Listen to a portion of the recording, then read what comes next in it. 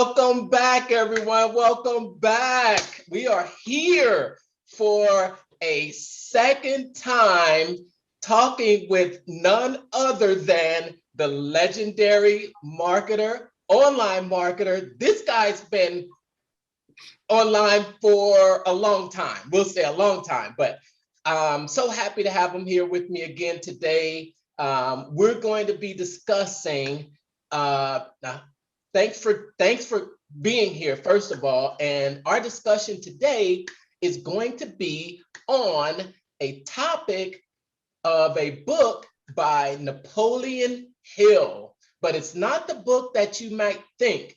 His most popular book that he wrote was the legendary book, Think and Grow Rich. Now, not very many people know that shortly after he finished that book, he wrote the manuscript for another book. Now, the premise for this book is about a conversation that he had with the devil. Now, we don't know whether it's a true conversation or just something that he made up, but the conversation and the book reads just like an interview where the devil has agreed to answer all of the questions that Napoleon Hill would ask. And the questions that Napoleon Hill asked the devil are all pertaining to our, basically our existence here, our life, our mind. And so when he finished the book a year after he wrote it, the story goes that either him or his wife didn't feel that he should publish the book. And in fact, in the book, it actually talks about that and why the book shouldn't be published. Fast forward, Napoleon Hill passes away. His wife took over the estate. She got it and read it, and she also felt that it shouldn't be published. So it wasn't until a few years ago that the Napoleon Hill Foundation found the book, read it, and said that this book needs to be released.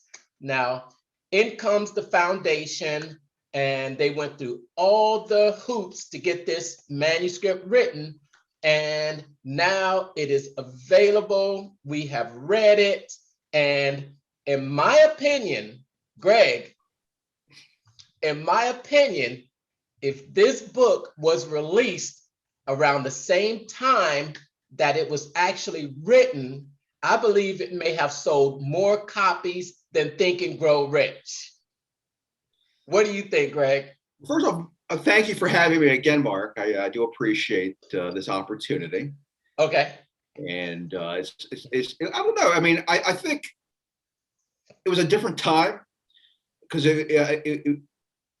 my understanding is it was actually written in 1938. His wife talked him out of it.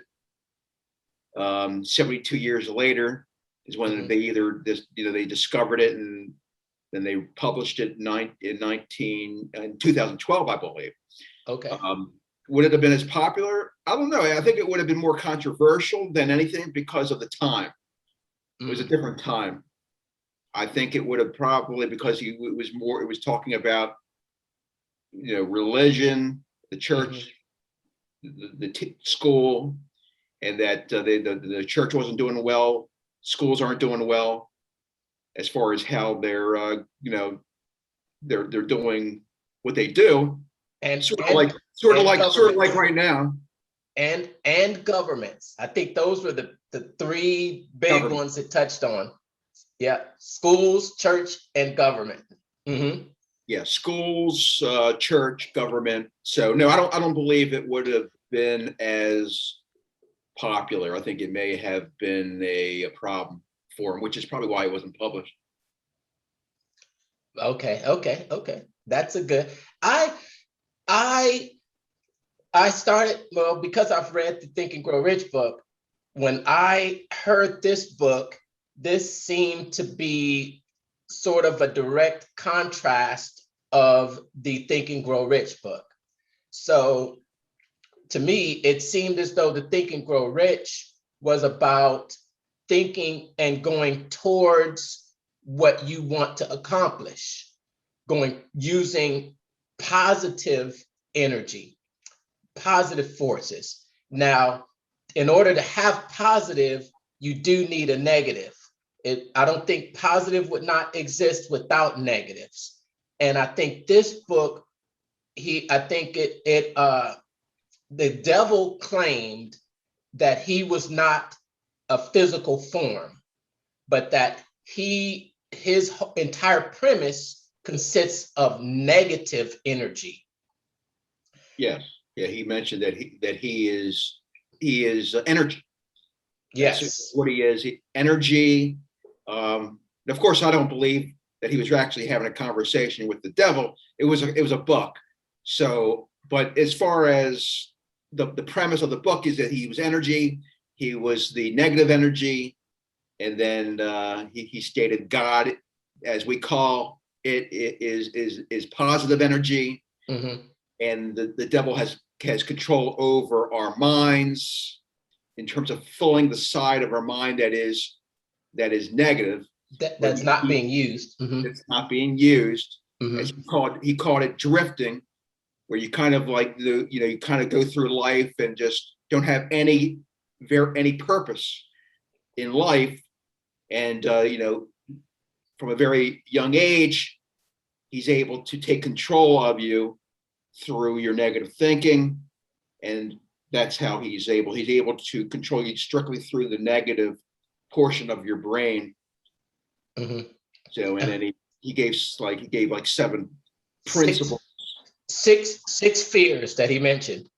Well, there's let's see, 1, 2, 3, 4, 5, 6, 7. He reveals 7 principles humans should follow to find freedom in all walks of life. So wrote it down a little bit here. Okay. So what I got, let's talk about the 98% of the people that he claims that he controls. Do you think that's true? Well, I mean, I think at that time, I think that a lot more people are negative than positive. Mm-hmm. Are only 2% of the populace purely positive and are able to think for themselves? I don't know. I mean, that's a good number that he threw out there. Mm-hmm. I would say more people need to be able to think. I mean, I think there's less thinking than there should be. Well, he makes a good point, because it is probably the amount of people that do have definite control of their mind, and the ones that don't, he says that those are the drifters. Those are the people that drift. I'd say more than likely the number that have definite purpose in life. He mentioned, okay, he didn't have power over the persons that had definite purpose in life and had a chief aim. And that, when you think about that, that actually sounds like the Think and Grow Rich book. It does. It does. And that's why I did really notice the contrast of the 2 books, where he was sort of supporting the Think and Grow Rich philosophy from a different perspective, from the negative perspective. And I think more people probably have the things that he uses, the things that the book mentioned he uses to control them, which are the fears. I think it's probably maybe not 98 and 2%, but the majority are probably on that other side. Yeah, and because he, as you stated, he did mention people that have a definite purpose, because when you have a definite purpose, you're focused on one objective. You're not focused on all the peripheral. You're focused on your objective. So when you're focused on your aim, your goal, then you don't have time to deal with all the peripheral nonsense.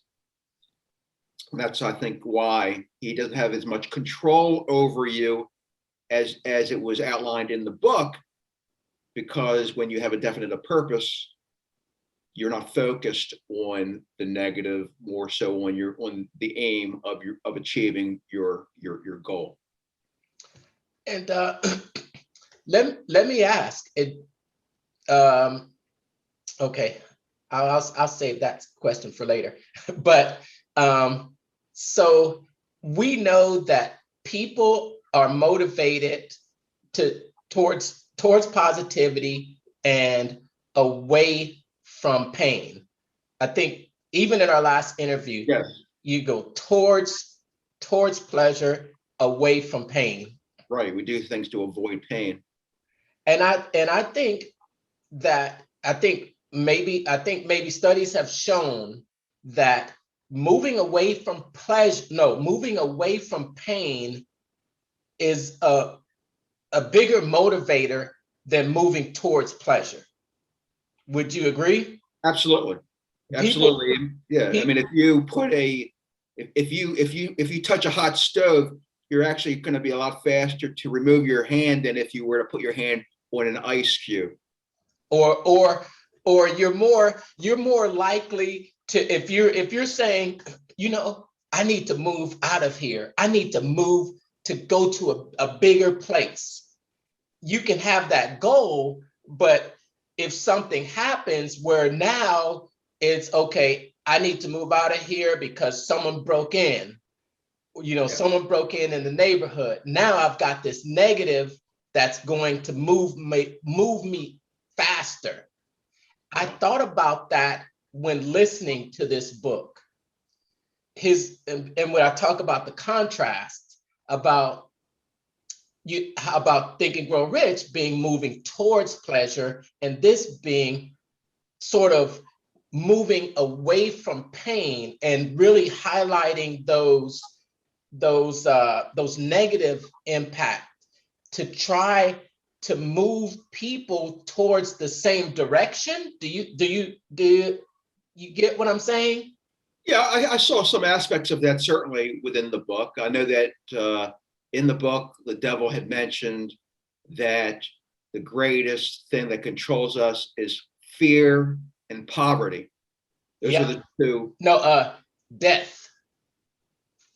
The fear, I think it was. Yeah, fear. Well, the things that control us are fear, and that's death and poverty. Those were the two most powerful. Yes, death and yeah, he mentioned a few, but he said the most strongest are the fear of death and poverty, because it controls us and our thinking, and we're not. So when we're focused on fear, then we don't have time to focus on the positive, which is really how we control our life, how we create our life the way we want it to be. We have so much control and so much power within us, but fear basically is the darkness to the light. Right. Why do you think he waited? Why do you think they didn't publish the book? Why do you think they decided not to publish the book? I think it was because of the time, the period in time. I mean, at that time, we're talking about, it was right around the time that World War II was about to start.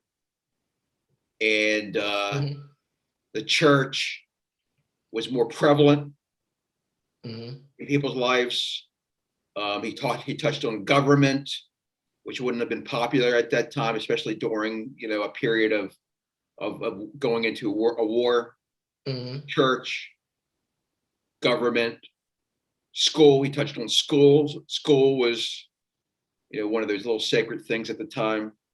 Nowadays, I mean, if somebody mentions the fact that teachers do not teach the things that really are important for you to live, it's more memorizing facts. That's true, but back then it was a completely different time.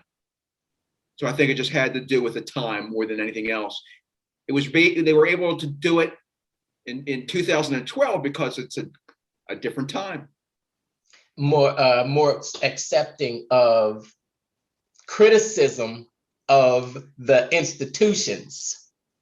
Yes, just like the time where they stated that the Earth was round.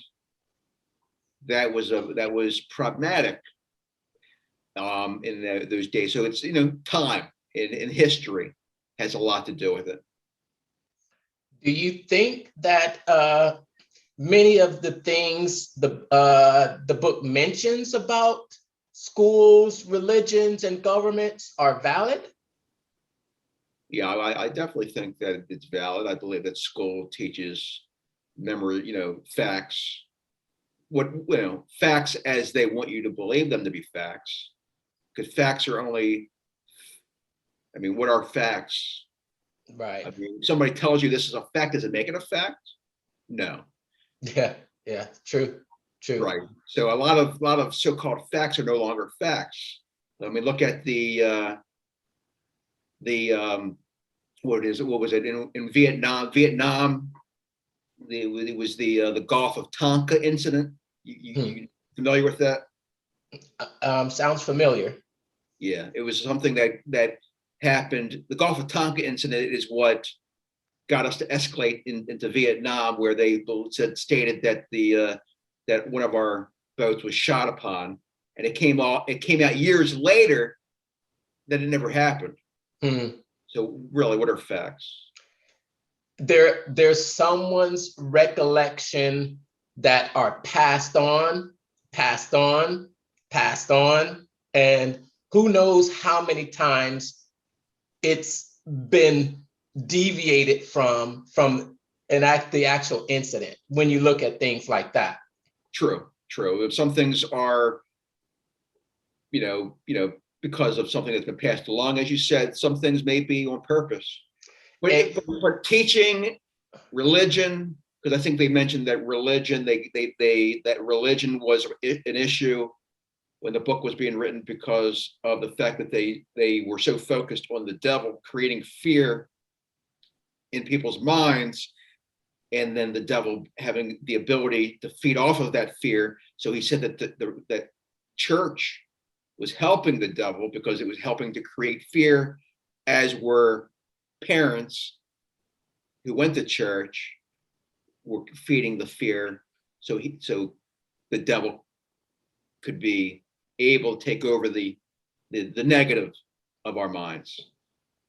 That way, that allowed him to continue to control the 98% of the world's population. Yes, and the 2% are those that can think for themselves and now have the ability to be able to think for themselves and not follow and not be controlled by the whims of the thoughts of others. So the 2% are people that actually are awoke, if you will. Awoke, yeah. I definitely think there are big numbers that swing that way when you look at, just I guess, we're both entrepreneurs and we both are independent thinkers. We work for ourselves. And I think the majority of people are in a state where they feel that they have to work for someone else.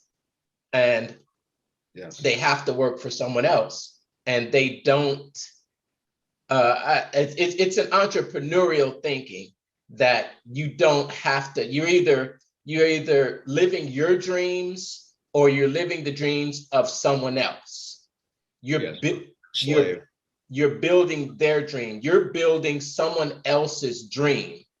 And you might leave your dream on the back burner. And why?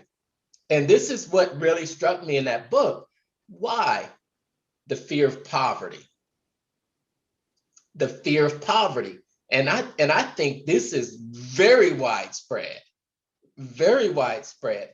It's the fear of poverty. I think I've experienced the fear of poverty, and I had to really dig deep to look at myself and ask myself, why am I in this job? It's because, why am I doing this every day? Why am I waking up, going out that door, hating Mondays? Yeah, I remember. You know, Unfortunately, I remember those days. Yeah.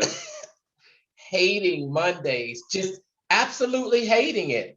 Coming home, uh, completely exhausted, no time to really eat healthy. You're not treating your body right. Oh, and they talked about that in the book too, about, Gluttony. did you get that part? Eating Yeah. healthy, if people Yeah. cleanse out their colon. And I Able to think, clear when you clean out your colon, and they talked about, cleaning yourself out. flushing out the pipes. Yes. Yes. I was listening to it with my roommate, and he agreed with that. It is He, true. he agreed with it. A lot of ills, if we were to just cleanse ourselves from all of the toxins that we put in our body, it would probably take care of a lot of the illnesses that we experience. Yeah, the And capacity to think clear is exponentially increased when you take care of your intestines, and that's true. yes, That's yes, very true. the fear of poverty. And I think that the fear of poverty, it rang true with me. It rang true with me, and I think it rang true for what I see a lot going on out in our world today. Yes, A lot of what I see going in our world today. Um, I agree. the people that take your advice, which is take control of your mind, Yes. they're very few and far between. Yeah, unfortunately. If they stated in the last time we spoke, I mean, if people really understood the power of your mind, if you could, in visualizing and speaking what you want into existence,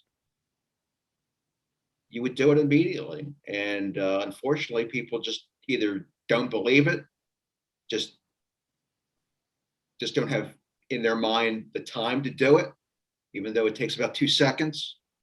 Mm-hmm. You know, if you knew for a fact that you could have anything you wanted in your life based on visualizing it and feeling as if you have it,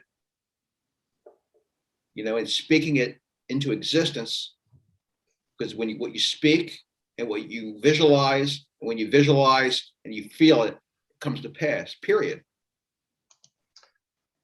And I was thinking about that last conversation when I was listening to something in the book too. And your statement, if people realized the power of their mind, then they would control it immediately. Yes, of course.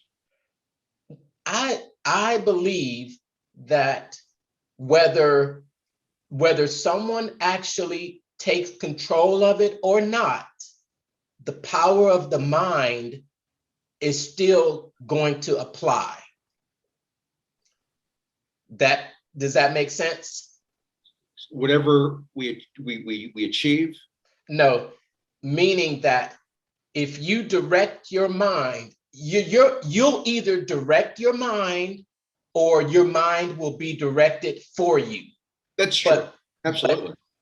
but your mind is going to yield the results of whatever you consistently think about. Yeah, people are utilizing the visualization and the affirmations without even knowing it. They're just getting Yes. negative results, and they don't equate it to the power that they have within themselves, the power of the tongue. Yes. So people are using the power of their minds. and they don't know it. And that's the problem. So is it that? So because you said if people knew the power of their minds, but people are using the power of their minds, but they have not discovered how to use that power for their purpose, they have not learned to cultivate that power and not use it, or not let the 98% of the negative visualizations take control, but let the 2%, which is your positive, definite aim thinking, be the dominant thinking of the brain, of your mind. Yeah, absolutely. Absolutely. I mean, that's the problem. People are utilizing it unconsciously by thinking about the negative. Oh, it's a Monday. And that is only going to provide you with more emotion that is not going to be beneficial to you. Again, it's emotion with the visualization. So if you have that emotion of dread coupled with visualization of going to work, then you're going to get more of it. So why not change that on purpose? Many people, and you say it's because they either don't know or they don't believe it.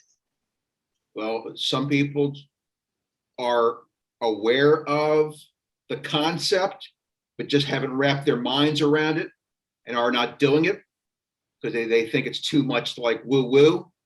And there are those, well, everybody, for the most part, are utilizing it without even realizing it. You, me, everybody at one point or another has utilized the negative portion of thought, and we just got more of it until we actually woke up and realized how this works. We're energy, and we really have a lot of control and power within us as it pertains to thought. And I mentioned it before, our mind does not know the difference between something that's visualized and something that's actually happening physically in reality. So think and feel as if you have what you want now. And you will bring what you want to you by default. It's a magnet. Your thoughts are a magnet to what you want or to what you do not want. So if you can control your thoughts, then you can have really anything that you desire. It's that powerful. I 1000% agree. And every time we continue to talk about it, I just learn more. And I think more about my own situations. I'll just talk about waking up this morning, Yes. waking up this morning. And I think that those thoughts will come. Those thoughts that want to tell you, just for instance, stay in bed. Those thoughts will come.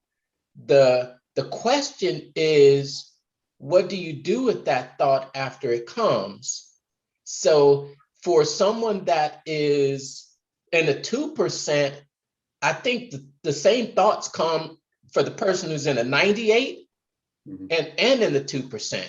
How you react to it. The question is, what do you do after that thought comes to your mind?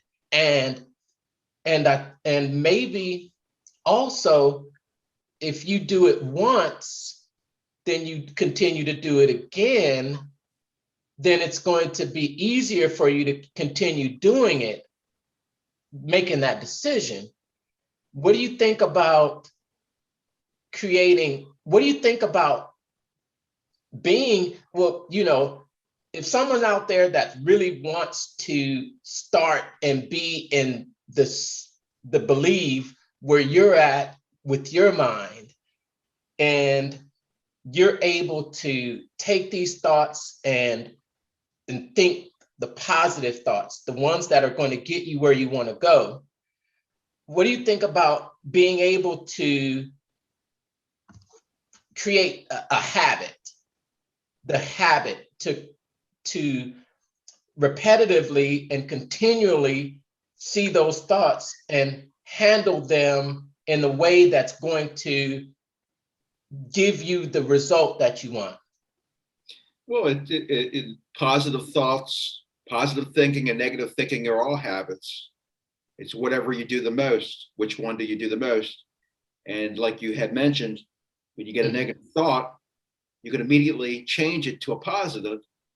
What I generally do, if I have a negative thought of some sort, I immediately visualize what would happen if I do it as if it already happened. What would the outcome be after the fact? Like if I don't feel like doing something, I visualize it already being done. And that will get that negative out of your mind because you've already accomplished it in your mind. So you'll be more inclined to take action on it.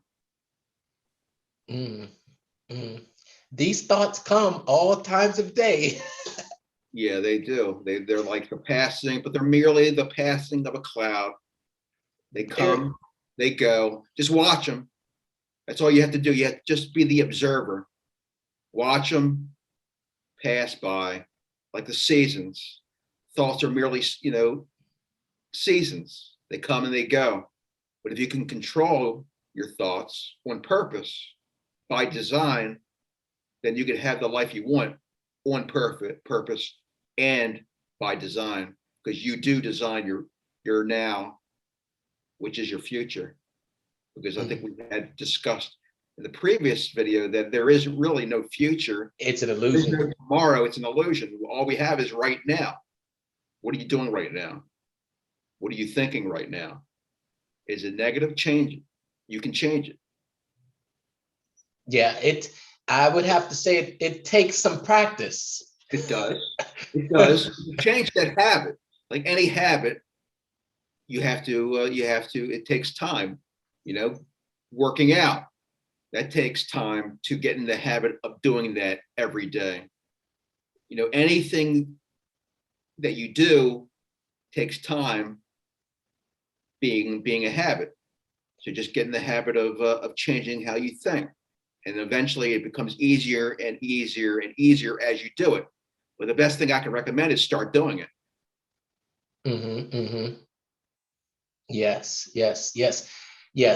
Thousands of thoughts. I say thousands of thoughts, but I think the number is more like in the billions. Yeah, that's a lot of thoughts. Of how many thoughts are passing through our mind every day. Yeah, I mean, the mind is amazing. I mean, because I have OCD, ADHD, ABC 1, 2, 3. So I'm and OCD's been a blessing to me because it makes me so detail oriented. I'm so focused on detail. It actually has enabled me to really, I think it's been a blessing to it. Actually, I think that has allowed me to be successful and to move very quickly to everything that I've ever wanted to achieve. So it's been a blessing. I mean, not everybody can say that because I know that a lot of people have to struggle with that, but I think it is a blessing for me. I think it's and for them. I think it's in the way that you approach it. I think it's the way that you approach it. Yeah, absolutely. Absolutely. I mean, it's how you approach it. It wasn't always that way. It controlled me. It controlled my life. You have those people that have to wash their hands like 1,000 times a day. So that type of thing can really control your mind. But once you take back the power of thought, you can harness that in a different direction. You can use negative for positive. And I kind of highlighted that on the last video, how you can really take anything negative and use it as fuel for good.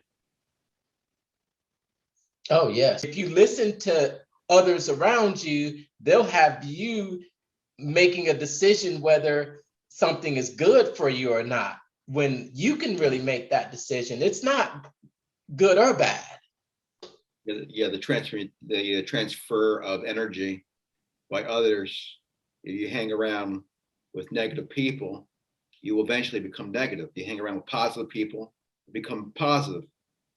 So, and people feed you, all kinds of, information. So you got to be careful about who's in your company, who's in your circle, who are your friends, who's in your social circle, because some circles are not circles at all. They're prisons. You make a good point there. Yeah. Yeah. I always say that you have to guard your mind, and you guard your mind like with a armed guard at the door. Yes. What you let in here, you have to be very careful, because I think there's a lot of negative stuff out there that can get into your brain if you let it. I agree, and it's like like a garden. Weeds will grow in the garden, and you got to be vigilant and get the weeds out of your garden as soon as they grow. Because if you allow the weeds to grow, then it will take over the garden of your mind. So you got to treat your mind as a garden, and the negative thoughts are just weeds. Remove them immediately. Don't let them gain life in your mind, because as soon as they gain root in your mind, they're there. So you might as well take immediate action when you get a negative thought and change it, and it becomes a habit. Oh, yes. Oh, yes. Funny you talk about weeds. I was looking out in my front lawn just yesterday, and I see these weeds. I just weeded last week. Yeah. That's how fast weeds will grow. Same thing with our mind. Yes. Same thing with our mind. If we don't constantly tend to it, I think. What do you think? Do you think constantly? Is there a point where you get and it's just on autopilot? I'm very self-aware. I know when I'm thinking something negative or not. I mean, I'm human, so I mean, I'm not, peaches and cream every day. But Strawberries and cream, maybe. maybe. But but I'm always aware of it, and that's the first thing, is being aware. So even when it happens, I'm aware of it, and being able to listen to yourself and knowing, change it, change the thought. Even because for me, if I'm thinking something negative, I'm being negative. I mean, I know it. You just have to change it. Being self-aware is very important to changing yourself. You've had a lot of practice. Oh yeah, I mean, I've had a lot of practice thinking negative. So I have now gained practice with thinking positive, and I like thinking positive better. It brings more to you. It's more rewarding, and then life is a journey of learning what works for you, what works against you. And over a period of time, I've seen, and I was fortunate to learn from people that showed me the power of thought and the power of what you speak in affirmation. If you just gain control over your thoughts, what you visualize, your feelings, you have so much more power over where you are and where you're going based on just that alone. It's not something that most people, as you know, realize, utilize, but it again is something that they should start, and it's powerful. It's powerful. Right. Definitely, I agree. I'm just thinking about those that may look and say, well, that's easy for you to say, or they may feel as though that's because you're this, that doesn't apply to me because my situation is different. Right, of course. Because What do you say to that person who says their situation is different? I mean, everybody's situation is different. It's what you do with that situation, and start. It depends on what the situation is, but everything can be controlled through the mind in time. Mm-hmm. It's a matter of getting started. I mean, my situation is different because I decided to make a decision to change my situation. My situation was also different, and I used to speak that difference into existence by saying my situation is different. But when you are aware of that so-called difference and start speaking what you want now, instead of saying, "Oh, my situation is different. I have X, Y, Z. These are I can't be like Joe Schmo." Well, why not say that you are now, because you will be if you start speaking it. Don't speak about your different situation. Think about the situation as you want it to be, not how it is in your mind. That's a handicap. Right. So would you say that you were once in that same situation? Potentially, depending upon the situation. Well, we all have situations, but it all is based on how you think and how you speak. It's not going to happen immediately, right. but you have to start. Well, you might be able to say that you were once where they are, because you've arrived at a destination. You've arrived where you are today, and you're very self-aware, very self-aware. But that process of you being where you are today did not start today. No, it was a process that took decades. Yes. I can't say that I've been in the same situation as somebody else, because somebody's situation may be drastically different than mine. It could be worse. True. But so, but everybody, who has the capacity who has a healthy mind, healthy brain, think, should utilize that gift of thought and the ability to use a healthy mind and brain to their advantage. And they can start today. They better start today. There is no tomorrow. The only thing you have is right now. Right now. Right now. Start right now to cultivate that practice, or I won't say, we could use a metaphor, and the brain is a muscle. To cultivate that muscle, cultivate that ability to be self-aware, and practice that when those thoughts come to your mind, be aware of them, practice. If they do, maybe it won't be perfect at first.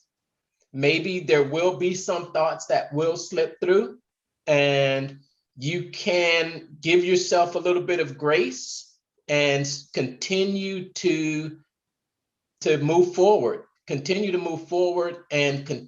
to get the practice to where you're at the point where you see those thoughts incoming, and you can immediately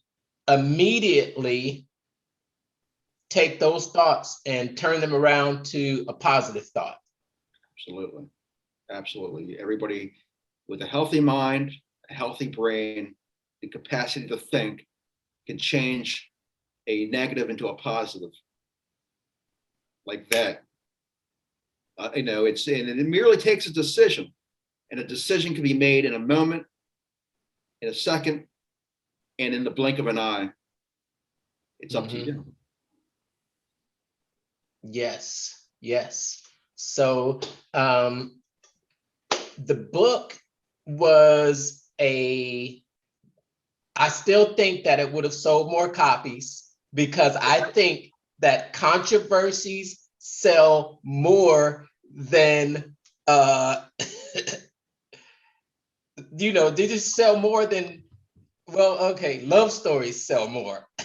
It depends. I mean, it was a different time. I Yeah. just believe it was just a completely different time. I don't think the world was ready for it, especially at that time, because remember, we were just getting involved. We were right around the time that we were going to be getting involved with another war, World War II. So different time.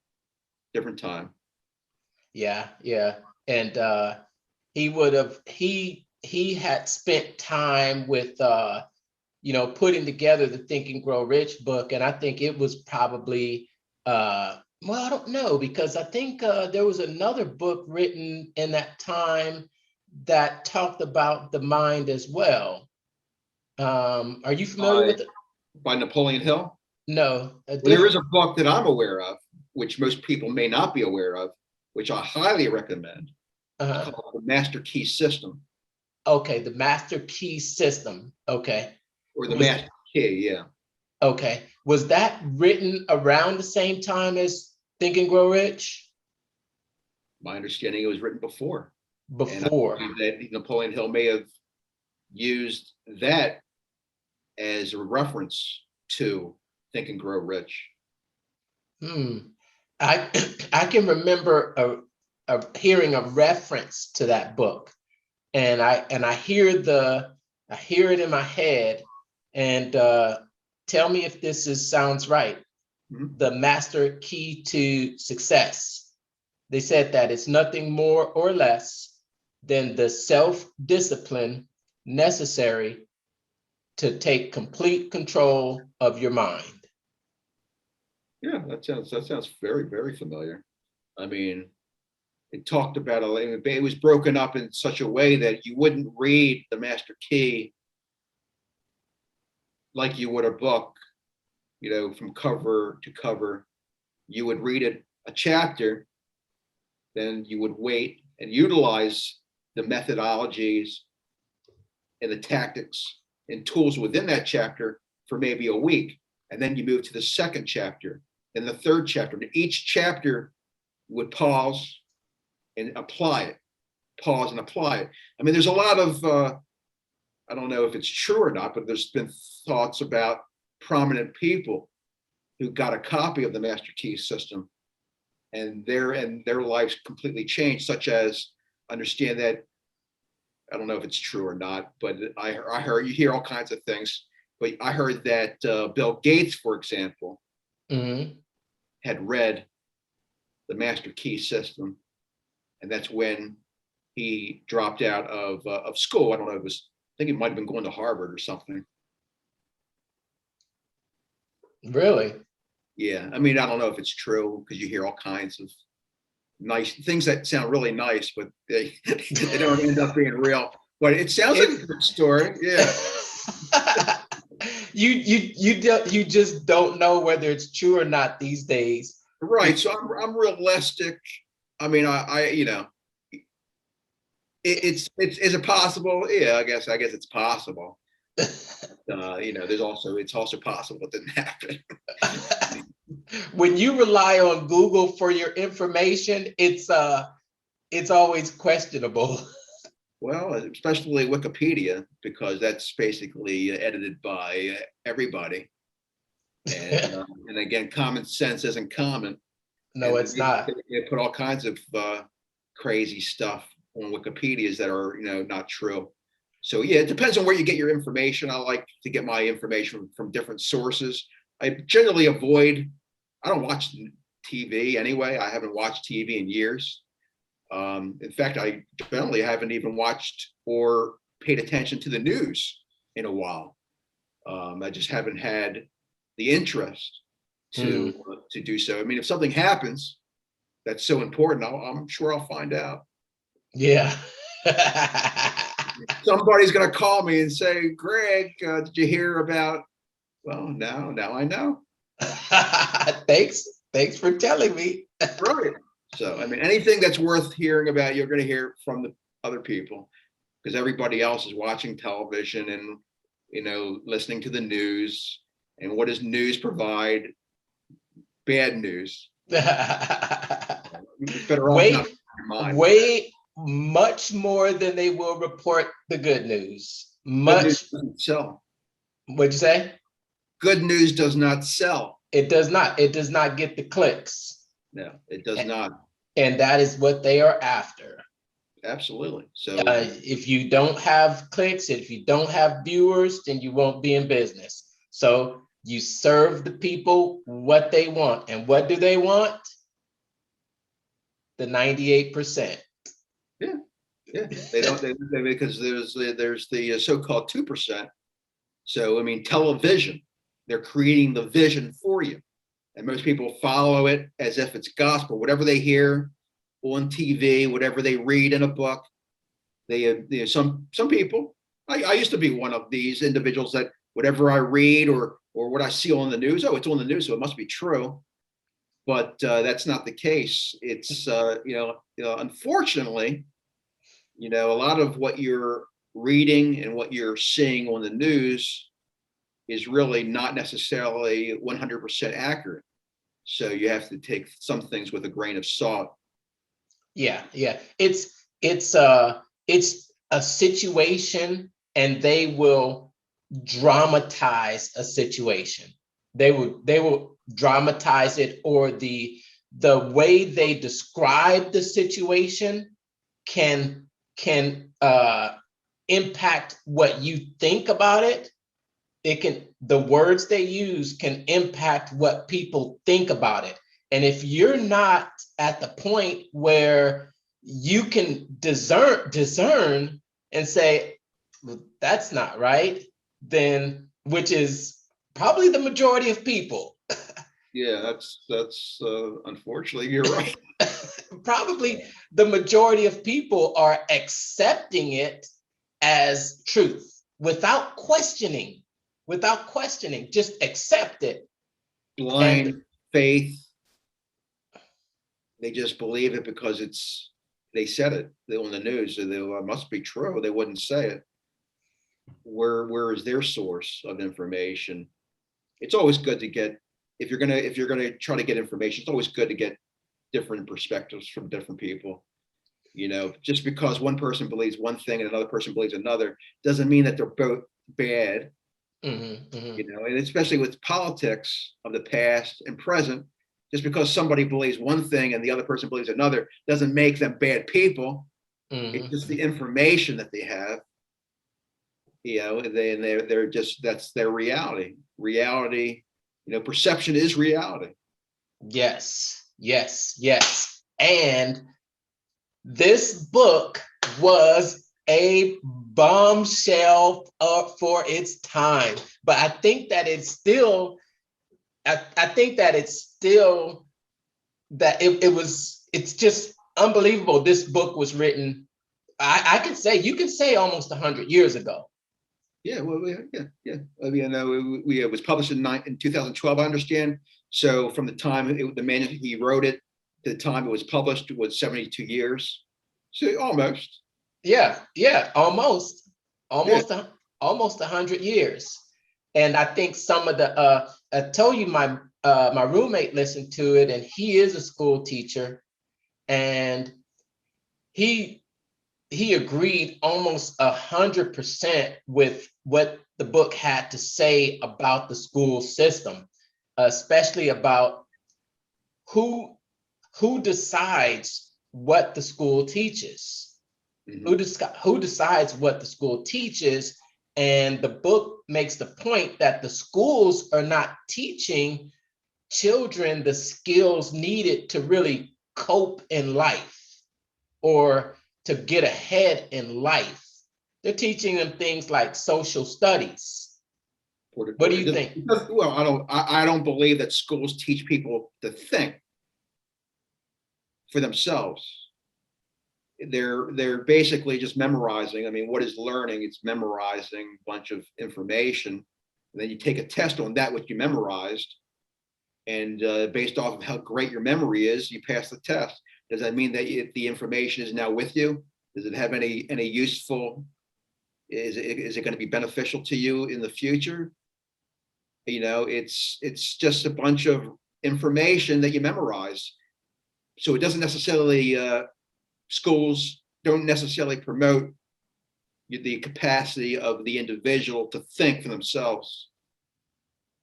To be an independent thinker. And They're that's, basically robots because you're yeah, feeding these kids information and they're taking it in. You're basically feeding them information like you would a computer. The brain is a computer. You're basically putting this information in there, and they're taking it away as if it's absolute truth. yes. And the book mentions that the schools are one way that the devil keeps the 98% in the drifting mode.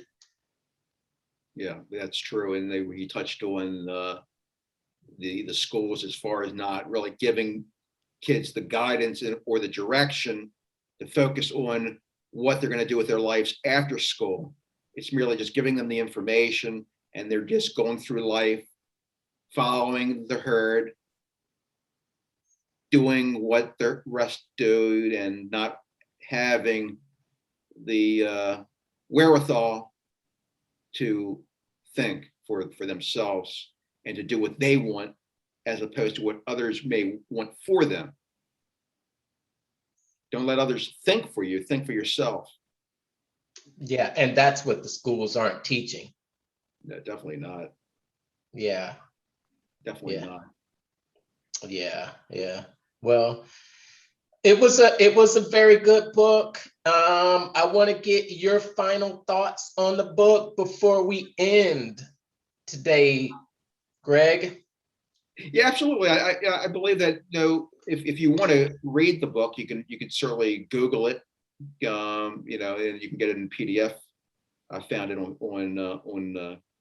Google. You can get it, you know, as a PDF. Uh, Okay.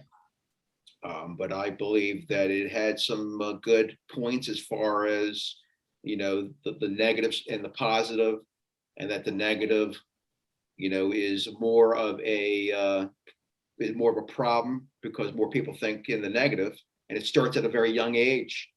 So if you start controlling, you know, the past is the past. And now it's time to control your thinking now, your thoughts now. So even though you may have been thinking negative for X, Y, Z amount of time, Mhm. start thinking a different way now. So if anything, I think the book was a good guide to just changing how you think about things, and you know, question what you're hearing and what you're seeing, and start you know, thinking for yourself. Really, that's really what I got out of it is nothing that I didn't already know. I think it was just another way of you know, explaining it, a different method of putting it out there. Nice, nice. With with listening to the audio version, you got the menacing devil's voice. Yeah, And we still can't say that he didn't have a conversation with the devil, Greg. Well, we can't say that it wasn't an actual conversation. Oh, we can't say it was. But I believe it not to be the case. It was fiction, and actually, if you Google it, I mean, you could. It states it was fictitious. It wasn't. He never claimed to have spoken with the devil. He wasn't. He was. I don't believe he was schizophrenic. He's not here to confirm. He's not here to confirm. Yeah, he's not here to confirm nor deny. And you can't believe those reports all the time. You really can't. There's a lot of things you can't believe. Yeah, it depends on your belief system. Is it possible that he was talking to the devil? Yeah, it's always possible. I mean, it's also possible that when this is over, I'll flap my my hands and I'll fly.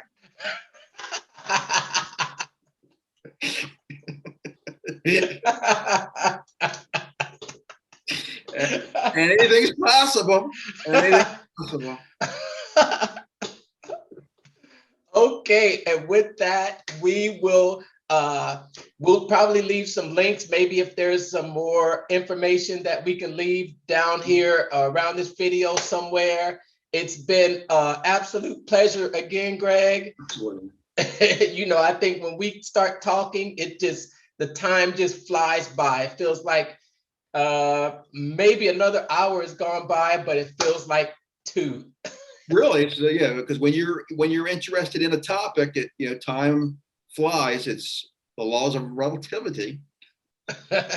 Yes. So for everyone else out there, remember, if you want to get in touch with Greg, you can always find him at gregdemario.com. That's right. And we'll see you soon. Take care.